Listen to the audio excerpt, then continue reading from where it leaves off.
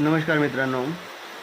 सध्या महाराष्ट्रामध्ये विधानसभेच्या सार्वत्रिक निवडणुका होऊ घातलेल्या आहे येत्या 20 नोव्हेंबरला. पहिल्यांदा एक शोकांतिका आहे.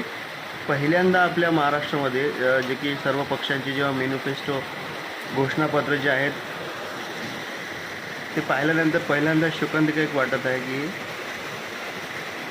शिक्षणावर कोणी बोललेलं दिसलेलं नाही आहे. कोणाच्याच घोषणापत्रामध्ये शिक्षणाबद्दल बोलण्यात आलेलं नाही आहे, रोजगारांबद्दल बोललेलं नाही आहे कोणी. परंतु महिलांच्या खात्यात 1500 रुपये, 2100 रुपये, 3000 रुपये असं वाढून देऊ असं ते म्हणत आहे. किती दुर्दैव आहे आपल्या महाराष्ट्राचा की कोणीही विकासावर बोललेलं नाही आहे, कोणीही शिक्षणावर बोललेलं नाही आहे. किती दुर्दैवी. धन्यवाद.